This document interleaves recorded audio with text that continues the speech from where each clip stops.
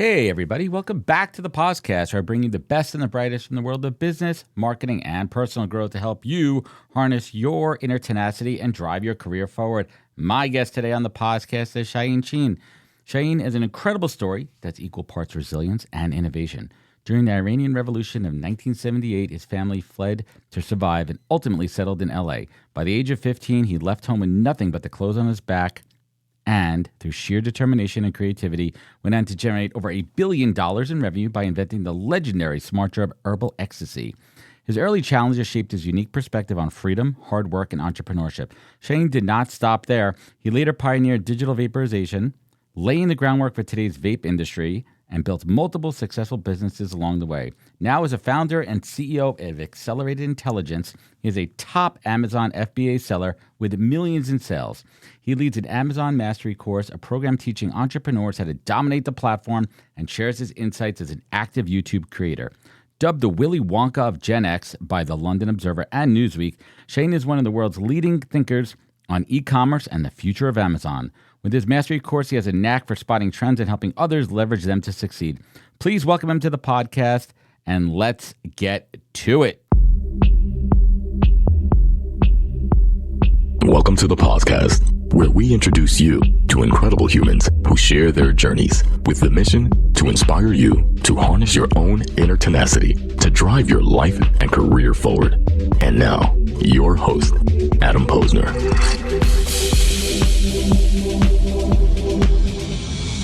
We have so much to unpack today, so let's get to it.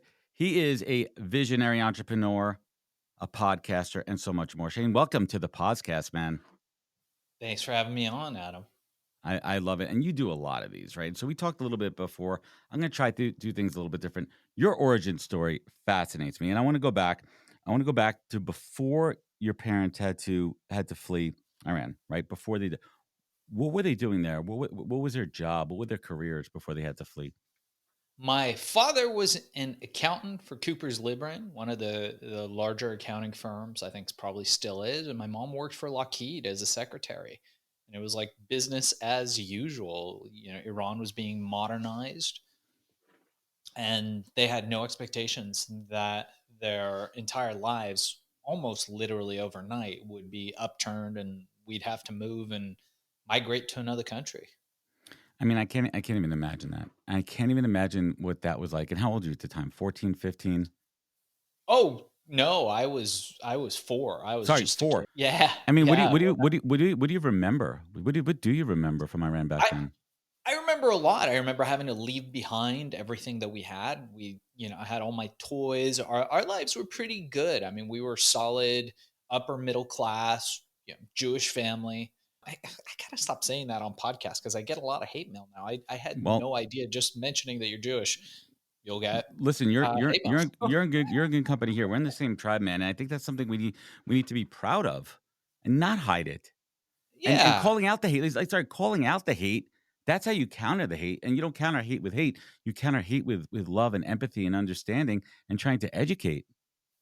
Yeah, I agree with you, man. I never had an issue until like recently. I'm like, wow, I've done a few podcasts where people really reached out with the hate on there, and it's what the world is. But with that said, so my parents, Iranian Jews, fearing persecution. We're in Iran. I'm 4 years old. I remember a lot of stuff, man. I remember seeing people being hanged during the revolution by a wrecking ball. So I remember going with my dad on the streets, me sitting on his shoulders, and we saw people hanged like on those wrecking ball things as a kid. We saw people dead in the streets. We saw buildings burned and destroys people's entire lives turned upside down. And my parents, the generation before them came out of the Holocaust. That was that generation where we all knew people that were involved in World War II, people that were in the Holocaust, people whose kids were in the Holocaust, right?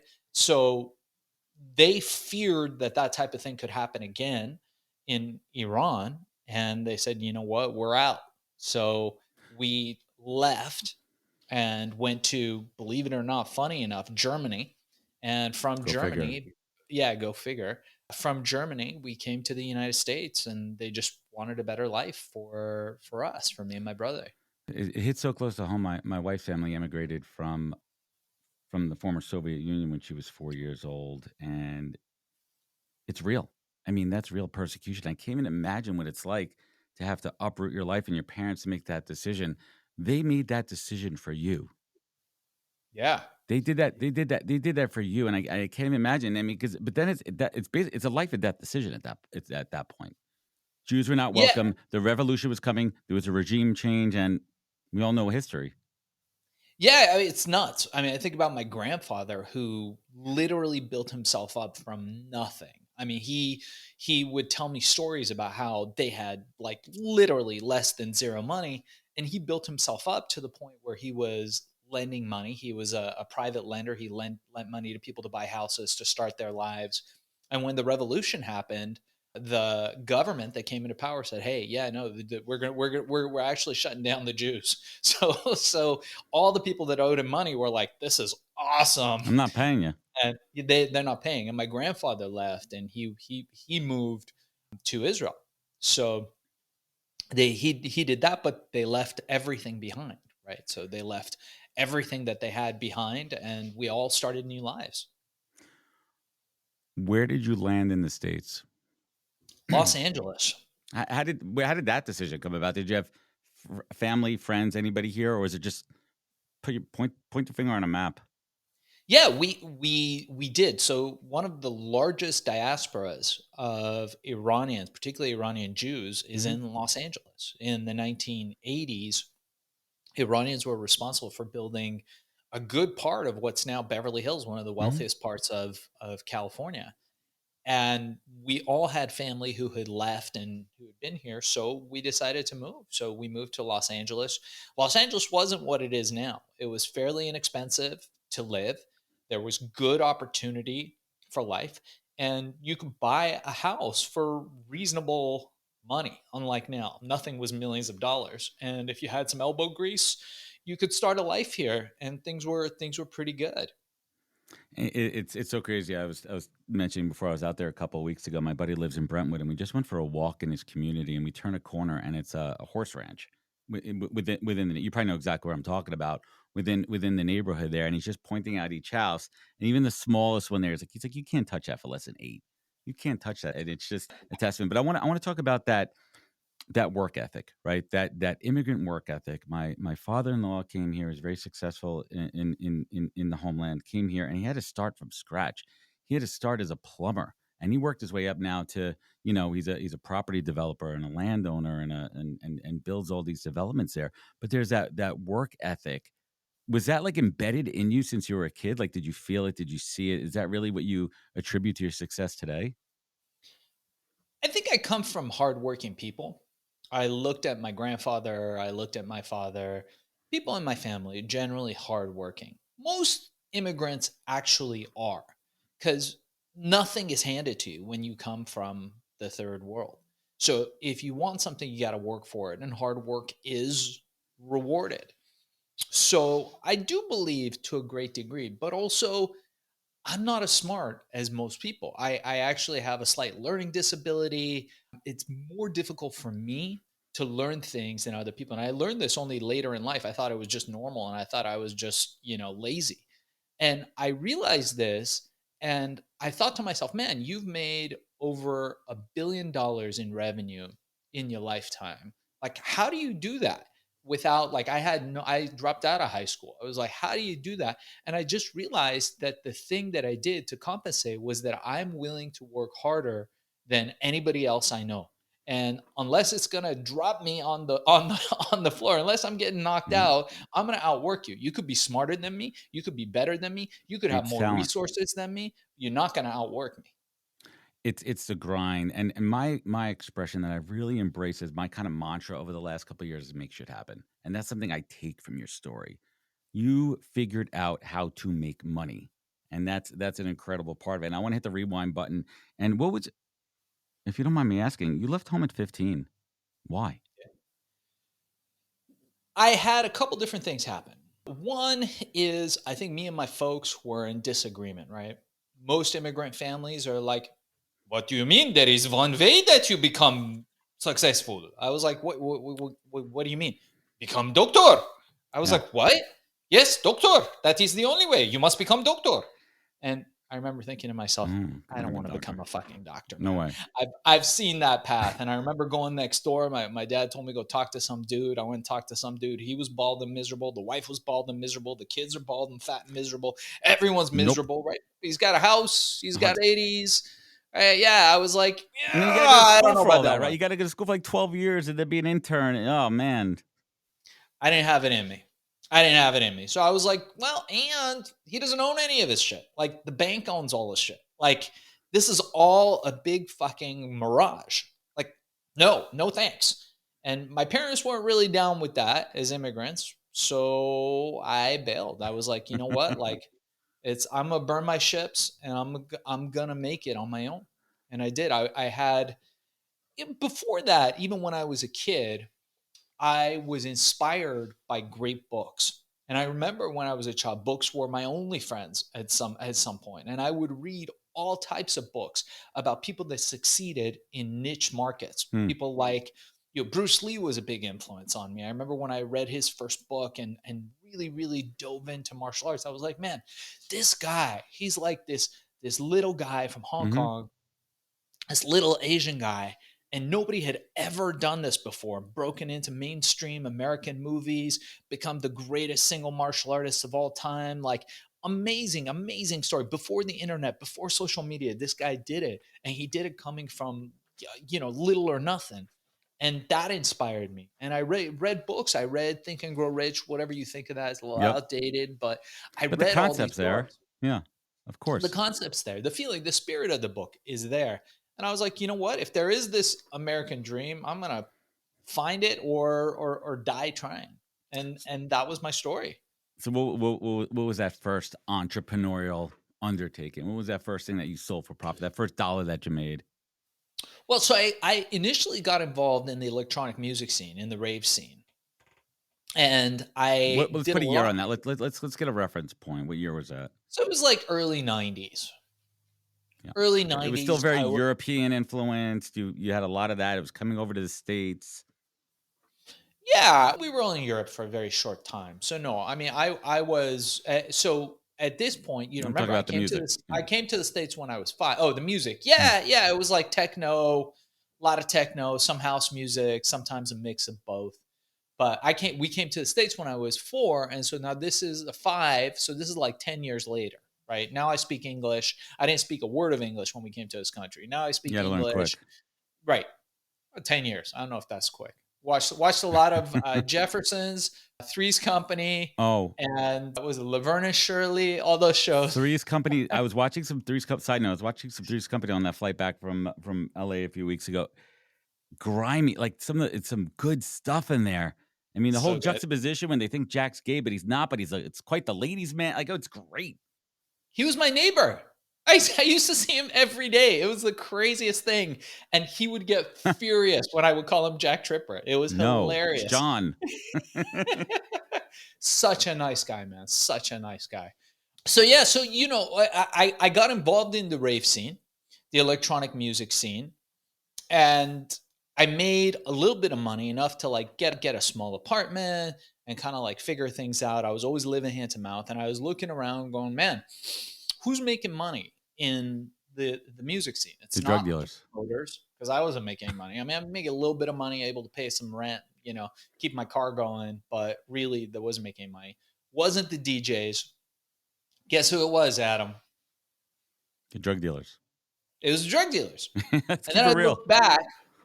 Yeah, I look back to my life of crime, going to school, thinking, man, we would always do things, selling nudie magazines, selling like little bottles of liquor, Yeah, you do what you anything gotta we do. could get. It's called hustling, man. In elementary school, but I'd always get busted. We'll always get caught. So I look back and I was like, man, I'm a terrible criminal. Like, I should not be doing crime. Like, if there's one thing I shouldn't bad do, at it's crime. crime. It's crime. Yeah. I shouldn't be doing crime. That's not a good thing for me. There's some people who can do it. For me, I'm I too don't know if we'd neurotic. be talking about if you were good at crime. I don't know if we'd be talking about that, right? Yeah. So I decided to create a legal version of the most popular party drug at the time, called Ecstasy. And I came up with this thing called Herbal Ecstasy, which was a combination of herbs and plants and ingredients. And I basically made up a designer drug, but one that was legal and could be sold as a supplement. And it caught on very quickly. I remember, man. I'll give you a timestamp. I'm 45. I was there during that time. It was out there. It was being sold at gas stations all over the place. It was what was that R&D like? That R&D process like? Yeah, Got you very sick? thorough, deep R&D process, Deep Adam. R&D. I would mix up a bunch of shit in what was my girlfriend's garage or house at the time when her dad would sneak out. Her dad would sneak out. I would sneak in. Her dad wouldn't sneak out, but her dad would leave. I would sneak in and be mixing stuff up, trying to figure it out. And then we'd call up everybody in the neighborhood and be like, yo, we got a new batch. Come try it. And eventually we got something that worked like crazy.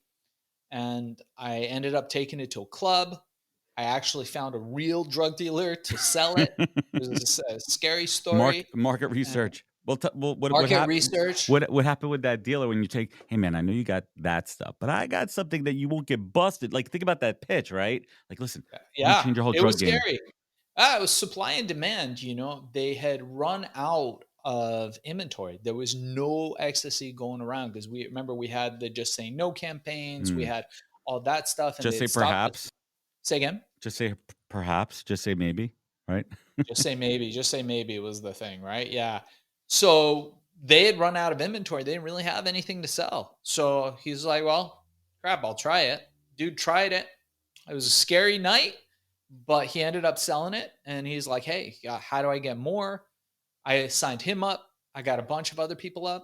And I realized that this clandestine kind of underground group of drug dealers was an untapped resource of distribution that nobody had ever used. And there was nothing against them selling a supplement at clubs. It's totally legal. So we did that, and we created, by the time I was just under 20, over $1 billion in revenue. It was one of the That's largest insane. supplements of all time. It's absolutely crazy. But talk about that learning process of. I mean, it was the definition of building the airplane while you're flying it, right? You learn distribution, manufacturing. What was that first punch in the face as you're trying to build this out into a legitimate business? Well, here's the thing that I learned. What I learned was that most people overcomplicate things, and there is unnecessary complication. So if you can get rid of the bureaucracy, you can get rid of all that stuff. And like you're saying, it's a good description of building the airplane, or maybe perfecting the airplane while you're in the air.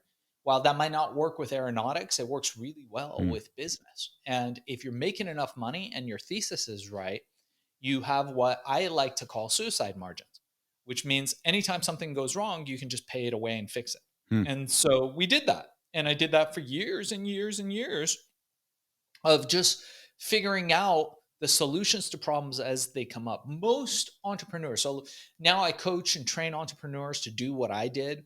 I teach people how to create Amazon businesses, to create recurring revenue streams. And most entrepreneurs will come to me. The first question is, oh man, I really want to start, but I just don't know how, like a patent, like, I'm going to need a patent. I'm going to need a trademark. I'm like, dude, if anybody is crazy enough to steal your idea, for fuck's sake, give it to them, man. Just give it to them. Hand it to them. Let them go through the pains and the law and the struggle. And then you come on and you perfect it and you sell it. Because I'll tell you one thing, Steve Jobs did not create and invent the iPhone. Steve Jobs told a better story. And that's always the case. That is always the case. People are scared of that stuff. So I think that what I did is I did do that. You did create something, though. Yeah. I did create something, but I had the heavy task of educating people why they needed it. Now, fortunate for me, right time, right place, all the synchronicities lined up. There was a supply and demand curve that I was able to take advantage of, and I just surfed the wave. And that work was done for me, the heavy lifting. How did you navigate the legal ramifications and the negative press? Same way, Adam. Right? A lot of it had to work in your favor, too. I mean, any press is good press, right? Bad press is good press to an extent. People want to try it. It gets the word out. You mean there's something I could buy that's going to give me the same effect? You know, the kids Yeah. hear it. Same way, buddy. It was exactly the same way. It was figure it out as you go. Oh, government's coming after you? No problem. Then you get a lawyer. Look, this is happening, that's happening. A lot of people, look, now that I operate businesses, more conservative businesses, we think upstream. We try to Mhm. analyze for the problems that we might have, solve them in advance of them happening, because there's predictable things that we can do, particularly on Amazon, like on the Amazon platform where I teach people how to start businesses. There's more predictable things like, oh, you're going to run out of inventory. Oh, Mm. this is going to happen. That's going to happen. Like those are things we could figure out. Back then, my plan was see what happens and deal with it as it comes, because there's no way you're going to be able to solve all the problems with this insane rocket ship that you're on. So settle in for the ride and we'll deal with things as they come. And we had a process for dealing with things that worked pretty well. What'd that look like? Well, like I said, again, part of it was just suicide margins. It was like, if Oh, I can move fast and ship, everything else can be solved by speed. being able to pay it away. It's Yeah, speed to speed. market. Action over And perfection. Preach like always action. Fuck around and find out. Action over perfection. The longer you wait, the less money you're going to make. that's right. Yeah, it's true. Bill, It's true. And as I had a intuitive feeling as a 15-year-old that was the way to proceed. I didn't know anything. I didn't no. understand business. I didn't know you needed an accountant. I didn't know any of that stuff. And then started having some legal trouble. Then I hired an attorney. And then I was like, you know what? I'm paying way too much for an attorney. Why don't I just hire you? I'm going to pay Mm-hmm. you. You're going to be my attorney and bring on 5 more because In-house we're going to counsel. need There them. you go.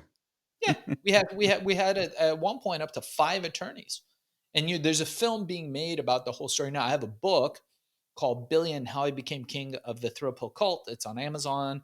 You can get it on Audible. There's a great audiobook. I listen to audiobooks We'll now. link it all up. That's what we do here. Yeah, link it all up. Paris Hilton is doing a film on it. Her production studio is doing a film based on my life story, and so that'll be out in the next couple years. They're casting for it now.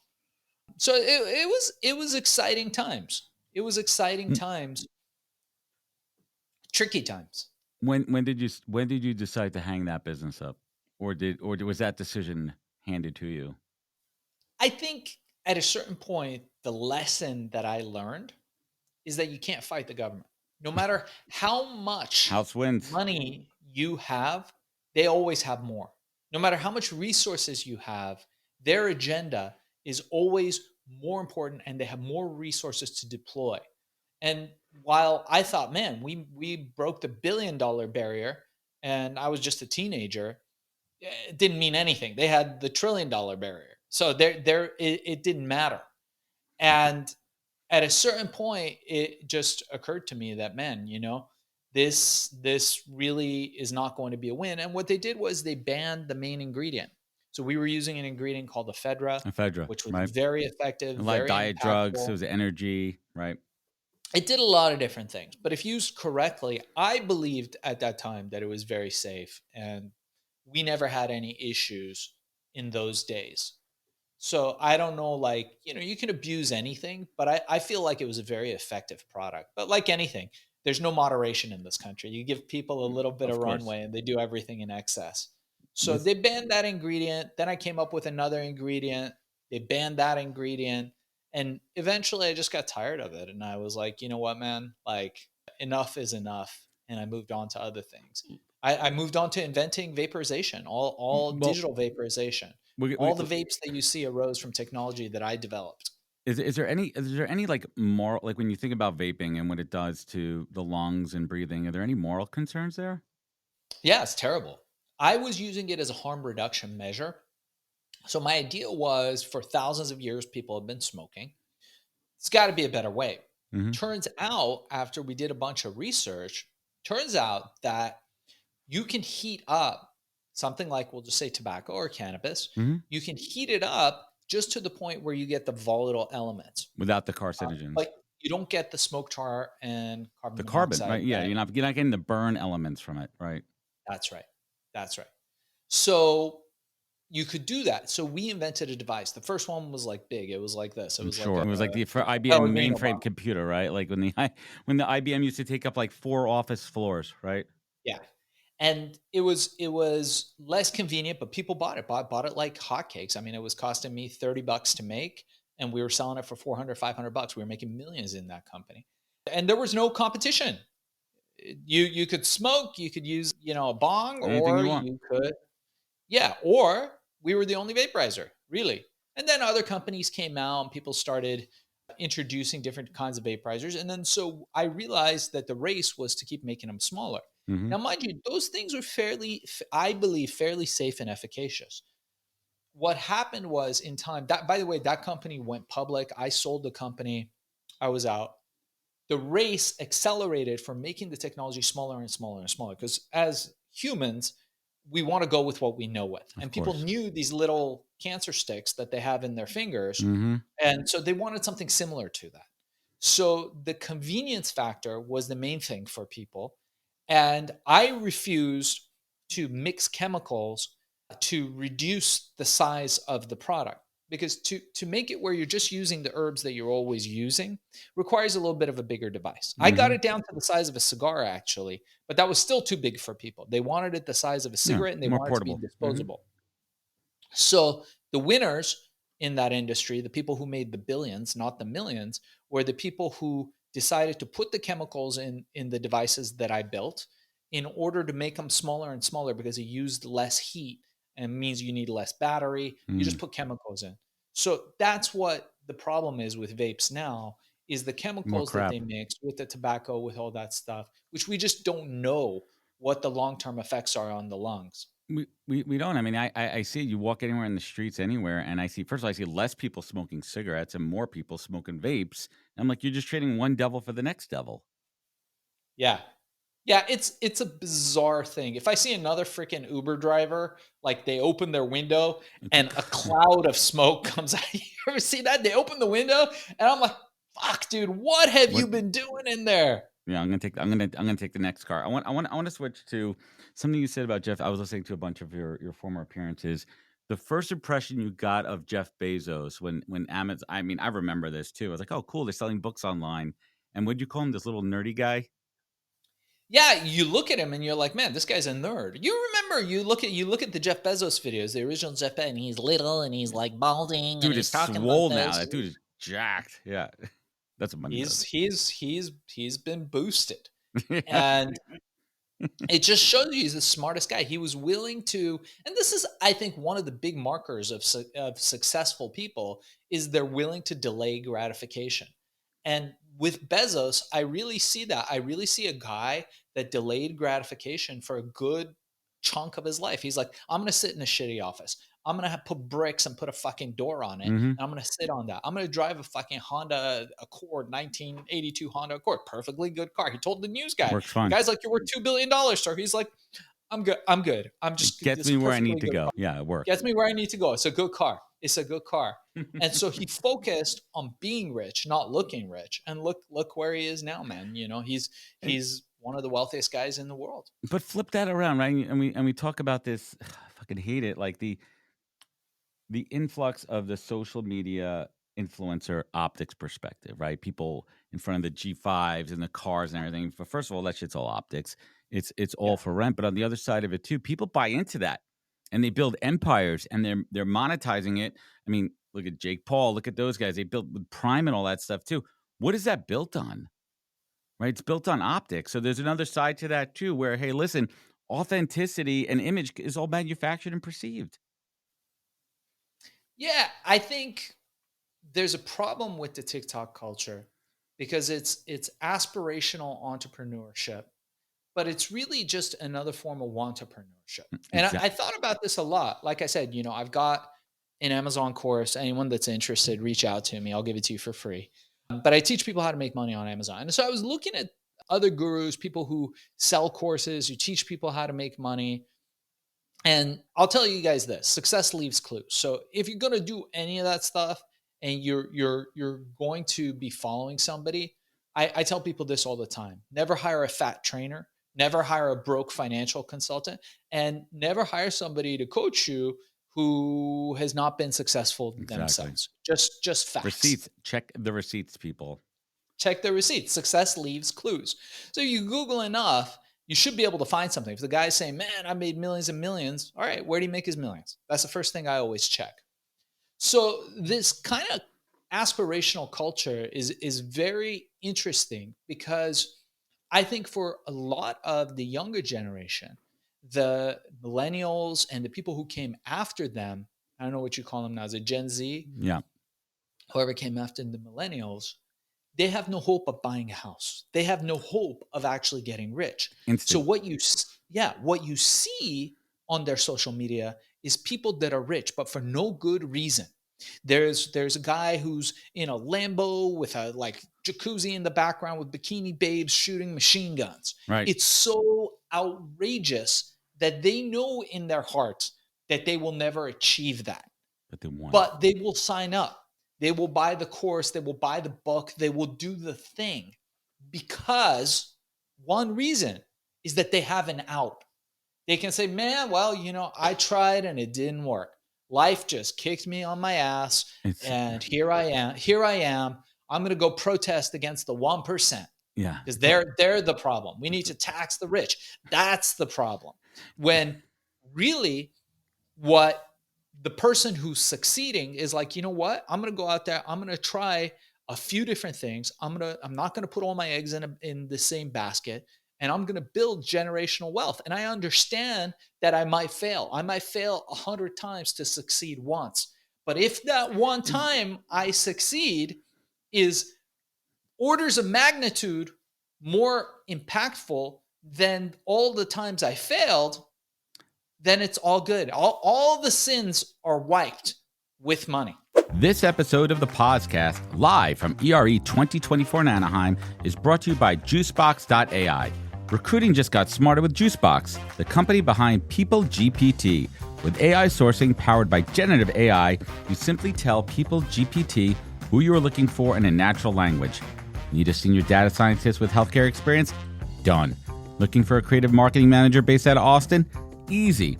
People GPT instantly creates a search and evaluates profiles, saving you hours of time and effort. Already trusted by over 500 companies and agencies, from boutique recruiting firms to Fortune 500 TA teams, People GPT is revolutionizing the way to find talent. Ready to level up your sourcing game? Use code POZ20, that's POZ20, for an exclusive 20% discount. Juicebox, where hiring meets the future. Start sourcing smarter today. Visit juicebox.ai. Thanks. People are scared to fail. And I think that you have to fail, because failure is really what's going to teach you what's inside. Failure is going to teach you that DNA. Do you have resilience?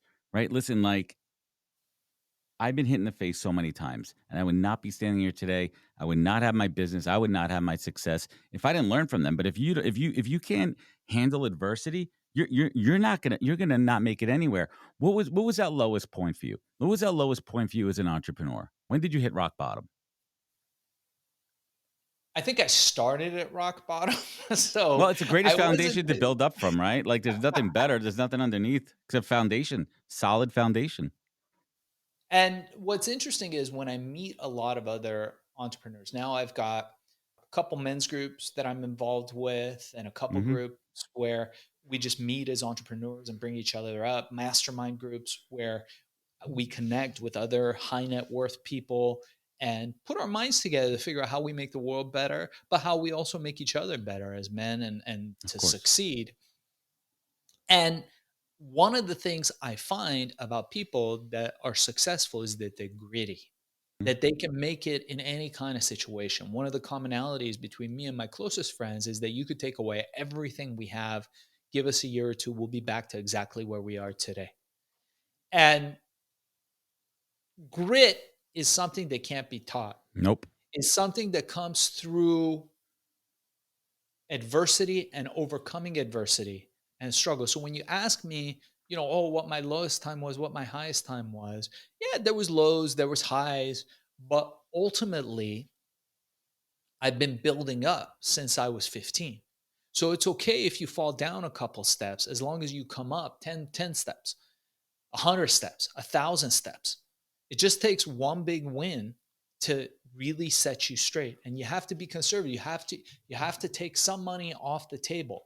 You have to make sure that you're secure, that your family's secure, that you come from a place of calm confidence where you can win. That's always been the way that I've thought. I need space. I need clear space in my life where I'm doing nothing so those opportunities and ideas can come to me. So yeah, there was a Right. time when Herbal Ecstasy ended for all effective purposes. That was kind of a bummer, but we had made a friggin' $1 billion Yeah, of money. count your wins. So yeah, look, it's not such a it's a quality problem.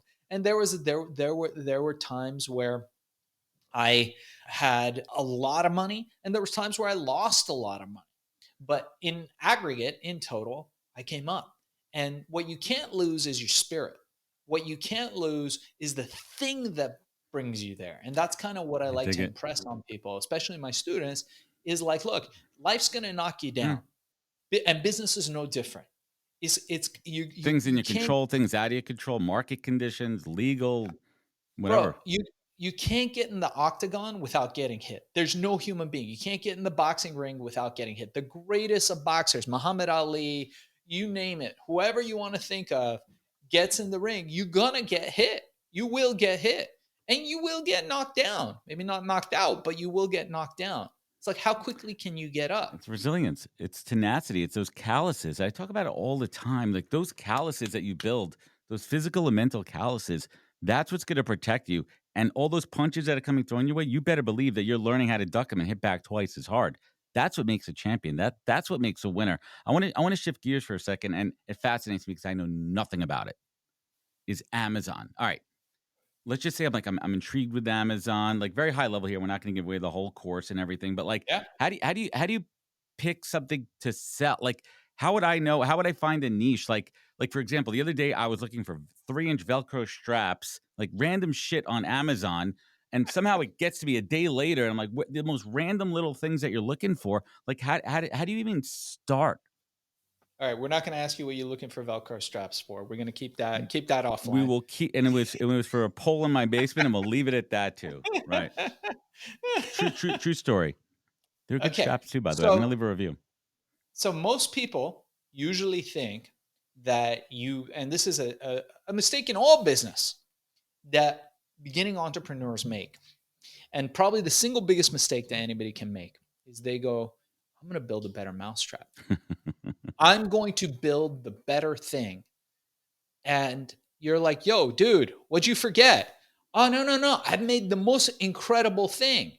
"Okay. How many have you sold?" "Well, none yet." "Okay. Where are you going to sell it?" "Oh, well, we're going to figure that out. I just got to perfect a couple more things on it." Here's the thing. If you build a product and then try to find a market for it, you are going straight up, vertically up the mountain. There's a path that goes around that's much easier. And you can, in fact, drive it or get in one of those, what do you call those little things that takes you Got mountain? You can get in the gondola, right? that And the came pretty gondola quickly to is me, this: surprisingly. You know, find a market and build a product to suit that market. Much easier. If you want to create real wealth on Amazon, find out what's selling on Amazon. We give those tools. By the way, the anyone that's data's all interested, there. You could look at trends and top selling for categories. It's all there. yeah, anyone that's interested, again, I don't charge for the course, everything from A to Z about how to start an Amazon business. Just email me. It's darkzess at gmail.com, And we'll link. We'll, darkzess we at will. We will link it gmail.com. up. Yeah, and just mention the podcast in the subject heading, and it's normally $300. I'll give it to you guys for free Look at because that. I want to see Adding people value. start more businesses. Yeah. Open that So funnel. yeah, and really, what you want to do is you want to find those areas. There's tools I could teach you how to use them that'll tell you what sales certain products are doing. Then you find something that you get excited about, and you just tell a better story. It's easy. We've sold multiple Amazon companies. We've created companies from nothing and sold them for millions of dollars. And everybody can do it now. There is no other way that I know of that you can reliably invest a very small amount of money, under 50K, and start a business that could, in a year or two, be worth millions of dollars. If you want to drop 50K on a business, You're versus not going to be able to buy a franchise, Subway. right? You're not going No, to be able to buy a meal place. You're no. going to Plus be the able to buy a overhead hot dog capital on stand. that, like the capital cost alone of a physical structure versus. And do you think Bezos had any idea that Amazon was going to turn into like? Was that even like He that he would knew. create such a cottage industry, cottage empire? Not that he didn't have any idea. He did. He had it was clearly formed in his head, and it had already happened in his mind. You got to remember, Bezos came from big money as far as his work. He worked for a company, I believe it was called D.H. Hutton. Mhm. And anybody wants to read about Bezos, his book is called God Something and Wander. You get it on Amazon; it's pretty good. But there's another book called The Everything Store. I have a copy of it here. Oh yeah, Yeah, I remember that. um, The Everything Store. Not my book, but a great read if you want to read up on Bezos. And this guy actually, it had already happened in his mind. And Mm. similarly, I teach my students, if you're going to start a company, you're going to start a product, make it successful here first, right? And then here, and then we're going to do it. And you do it by being smart about things.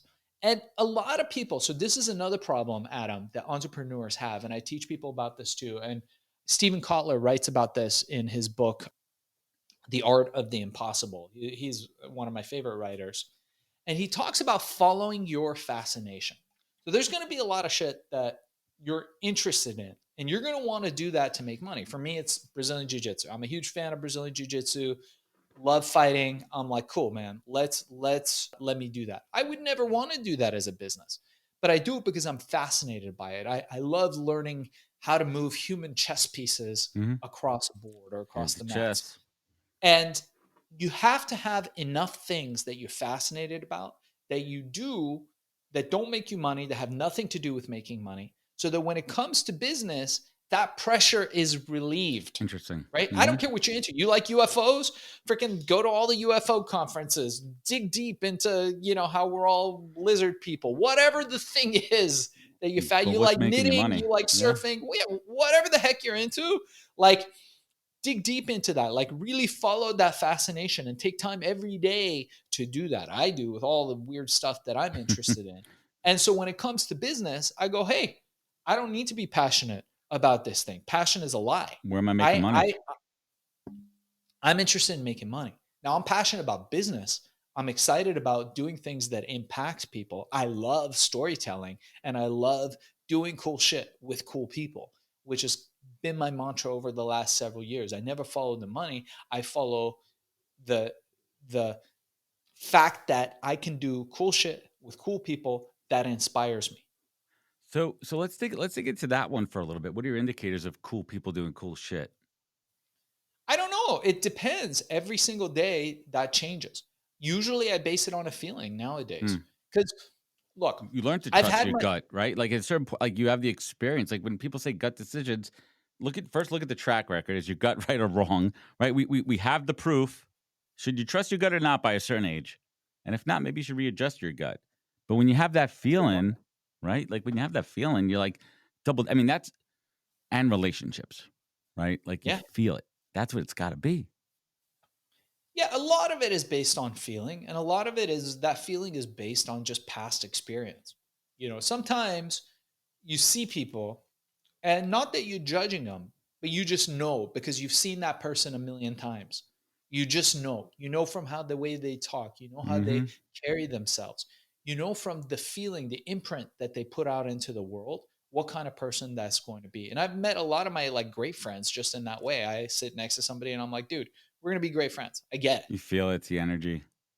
You feel it. It's a vibe. I don't know how, right? You can talk about it Well, scientifically. We probably know. Well, We like probably attracts people.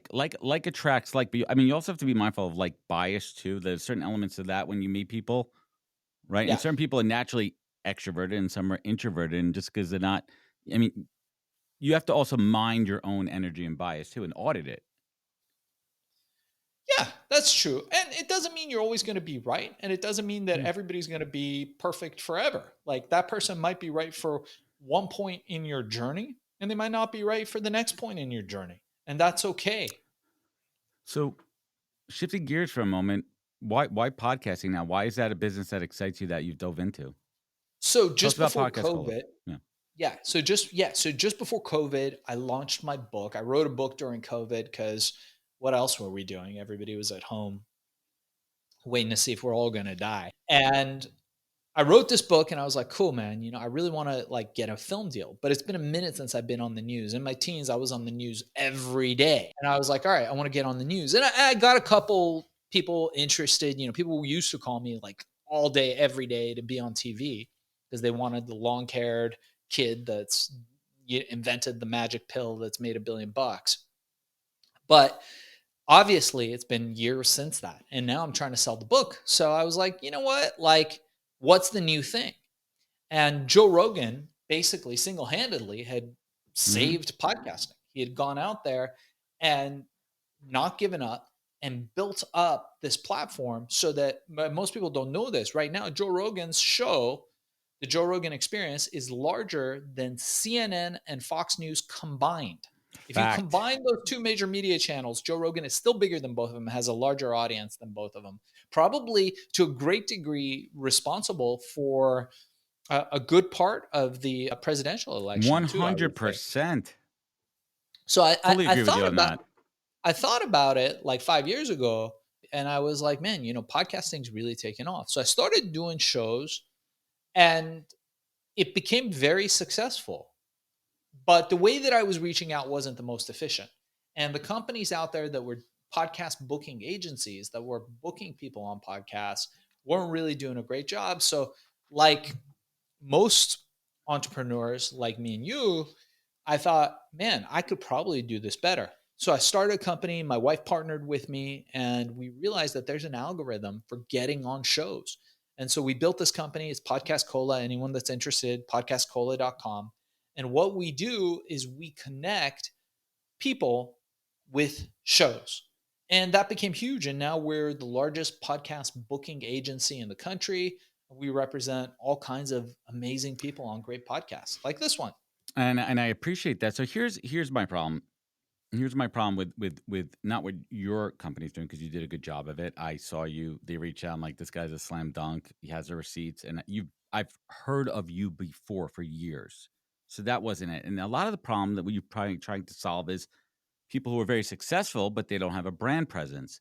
And you get them on these shows, and that's how you distribute it. The problem that I have, my show is a successful show. I've been doing it a long time. I get inundated with awful pitches all day long. So I really need to take a moment and sift through the bullshit and nonsense. They're not targeted. They're spraying and praying. And then I have Yeah, folks yeah. that send me, they're not custom pitches. They're not speaking to why that guest would be great on my show. Said another way, sorry, what gets me is why I would want that guest on my show and what my audience would benefit from that guest. Right? They're not presenting it the right way. They're not framing it the right way, or it's Yeah. completely irrelevant, or even basic things like they're not sharing media kits. They're not sharing past appearances. They're not talking about, hey, I saw your episode 285 with Gary V, and I think this is why Shane would be great on this show. They're not referencing anything, and it's lazy, and they're not doing it right, and then they're not following through with the booking and the process and the customer service side of it. So I think there is an opportunity to do it a lot better. Yeah. So I'll tell you, my friend Ken Rutowski, he runs an organization. It's one of the best men's groups in the country. You should join, actually. It's an awesome group of high net worth individuals in media, entertainment, How technology. about medium We net have a worth? lot of great people. Say again? How about medium That's all net right. worth? Yeah. Come on down, man. We'll definitely Get you get you to in. high net worth, And he uses this quote that I love, and I'm going to reuse it. please. He says, a professional is expensive, but an amateur costs a fortune. Amen. And I tell people this all the time. It's amazing Hmm. how many people will hire just like a Filipino person on Upwork to represent them, someone in the Philippines, right? I don't mind if you're Filipino, but they hire someone in India on Upwork to book them on podcasts. And while that's a nice idea, you're going to get real low level shit, man. And like you said, you probably have, I mean, we've got show hosts telling us they get thousands of pitches a month, Yeah, and I they're get I get at least ghetto as crap. 25. I get at least 25 a day. Wow, Yeah. that's a lot. So how do you sift through that stuff? Well, it's simple too. I mean, It's organization on my point because first of all, I mean, we'll talk offline in a second about my strategy is a little bit different. I'll talk about it for a second here because I talk about it. So by trade, I'm a recruiter. I have my own recruiting practice. I have a business, 7 years of my own business. So there's two types of guests. I do outbound and inbound, right? So outbound, I am pitching guests who are potential customers of mine for recruiting. Very strategic. I learned this early on. It was a not so secret Trojan horse. I build a relationship. I invited them to be on my show, understand their business, understand who they are, and I don't put my hand out pitching business till after the show is out and produced. At that point, they already know me. I'm avoiding cold calling and cold emailing. Great. On the inbound too, first filter I look at is that guest going to be a potential client of mine from the recruiting business? If they are, let me see if they're interesting story, entertaining. If they have something good to say, then I want to have them on my show. If not, then they're probably not right. Or I look if they're a public image, someone has a big audience and a following, and you capitalize on their audience to build your audience. You play the audience arbitrage game. So those are the filters that I look through. And the number one thing I always look at is past podcast appearances. Do they have the energy, the enthusiasm, the story? Because if I'm not excited, my audience is not going to be excited. You're going to hear it right through the headphones and the microphone. No one's going to listen to you, and you lose your fucking audience. Been doing this a long time, man. I know who I want on my show, and I know who I don't want, even more importantly. It's true. It's true. It's true. And there's an algorithm to it. There's a way to do things. And it's funny. Look, a lot of times we've got a show too called Business Story of the Week. We've got over 100,000 subscribers. I mean, it's not as well known as your show, but we do pretty well to a show. And I also get hundreds of pitches every month for people wanting to be on. And some of the pitches are so comedic bad that I call the people up directly. And I try to sell them on our service because I'm like, dude, like whatever you paid, I will give it back to you. I cannot see this. Like you're an accomplished executive, entrepreneur, business leader, and you cheaped out and bought this shitty ass service. And I'm calling you to you actually made my sales pitch a lot easier. Let me show you how it's done. Let me show you it's done. So there's always a better way. So let me ask you this. Let's bring it home here. What's next for you? What's in the hopper? Give us some alpha. What are you building? So we've got a couple great things going right now. We've got our YouTube influencer accelerator called Viral Mirage. It's part of the Podcast Cola family, where we can take anybody, build out a 24/7 live, and basically pimp out their YouTube channel so that they become an instant influencer. And when I say instant, it's usually within 90 days. We guarantee thousands of subscribers, no bots, no fakes, no fake anything. It's one of the hottest things going right now for us. Additionally, Podcast Cola has been my focus, and that will probably end up being acquired by one of the big companies, and that's going to be a 9-figure exit. That company is growing very big right now, and everything podcasting is hot. So I've been focused on Podcast Cola. Anyone that's interested, podcastcola.com, reach out to us there. And the Amazon thing is still cooking, man. I think Bezos hasn't taken a rest. No, I mean, I see social selling. I mean, the one I don't like is the TikTokification, where it's just people selling shit through their. I mean, that's where we're at, right? It's influencer social selling, but when it's not relevant, that's the one that really, you don't need one of those shake things, Adam. The shake weight, yeah, we don't need any of those. Or they're selling such irrelevant. The other one that I really don't like, I'm going to rant for a minute, is the fake podcast sales pitch, where two people, where someone's interviewing and be like, I can't. This gum right here, this energy gum completely changed my life. The energy that I get from this gum. Well, tell me more about that gum. Like, come on, man. It's a fucking pitch. Like, we get it. But people, like, we know the deal. We know how the sauce is made, right? We know it. But everyone else out there, it's working, right? So it's good for them. Let's bring it home here. Shane, what's keeping you up at night these days? As far as? Business, life, stress. Yeah. I tend to not get too involved with the world around me. And I told this, I got an 11-year-old. I know you got kids, Adam? 12 and 6. I'm right there with you. Amazing. Okay, you're right there with me. So I got an 11-year-old boy, and he has a tendency to really get anxious about things because they tell him these things like is important and relevant to his life. Oh my God, they just bombed these people. And oh my God, they just invaded this place. And he comes home, he's very nervous.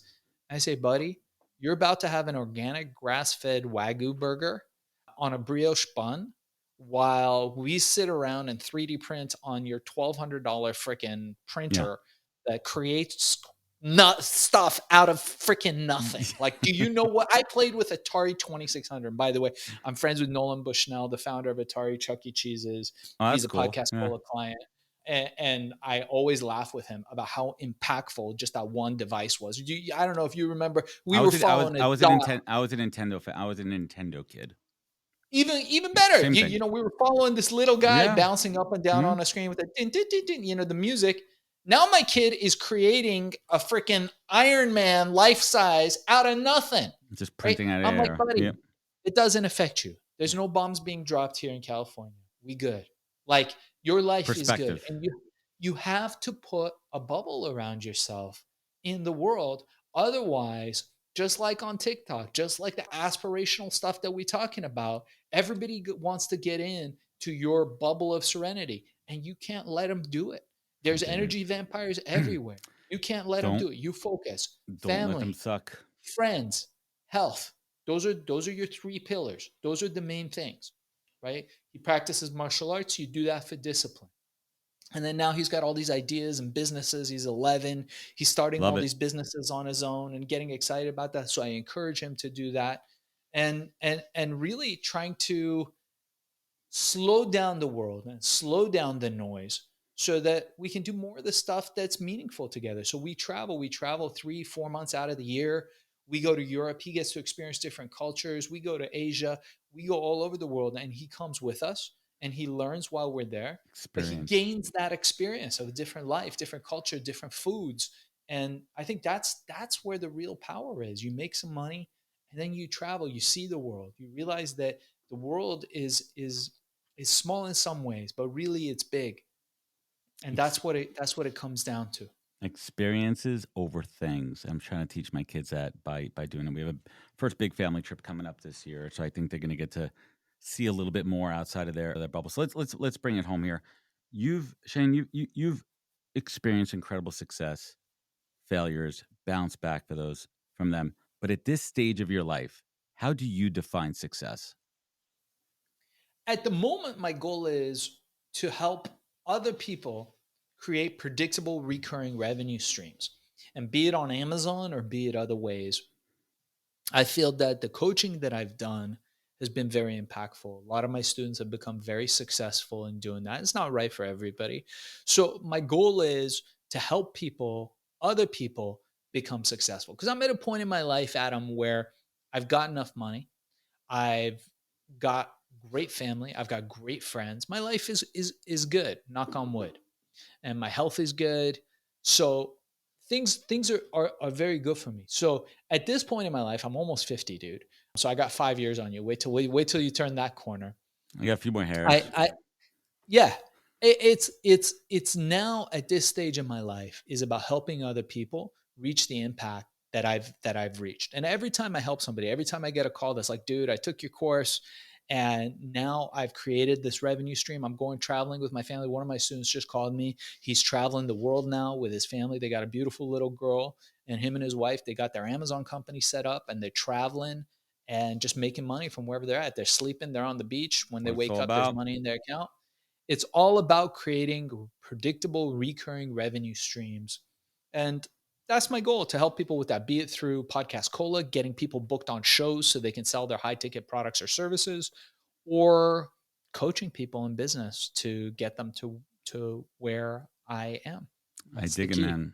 Well, I want to thank you for sharing your wisdom, generous with your time, your knowledge. We're going to link up everything that you're working on in the show notes.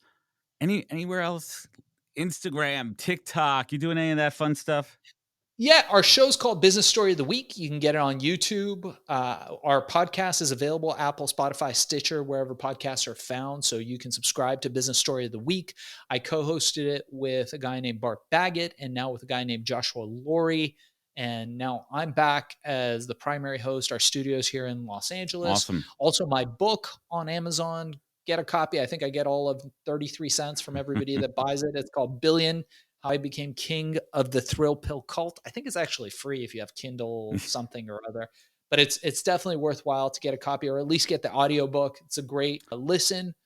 And anybody wants to reach out to me, I'm giving everybody my email. Just use the code of the podcast in the subject heading, and I got you covered. It's darkzess@gmail.com. Adam, you are the man. Thank you so much. And don't worry, guys, listening, if you missed any of those links, we're going to have it all in the show notes. Thank you so much for joining me. You guys know where to find out more at thepodcast.com. Follow us on social media at NHP Talent, the podcast at YouTube. Remember, be good to yourself, be better to others, and catch us next week for another great episode of the podcast. Take care, everybody. Wisdom is forever, but for us, it's time to go. Thank you for joining us. Luckily, we'll be back with our next episode soon, jam-packed with more incredible humans. Thank you for listening, subscribing, and sharing. To join the conversation, search the podcast on LinkedIn. And to catch up on past episodes and more info, please visit www.thepodcast.com.